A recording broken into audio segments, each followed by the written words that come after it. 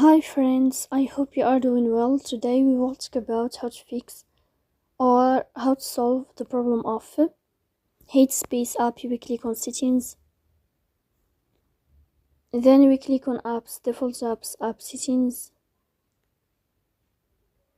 In this page you will search about Headspace and you will click. Then you will go to first stop and you will click OK. Here you will enter to storage. Then we click on clear cache. Here we go to Play Store. You will search about Headspace. If you find updates, then you will update your app. So that's all. Don't forget to support us by like and subscribe. See you next time and thank you for your watching and your attention.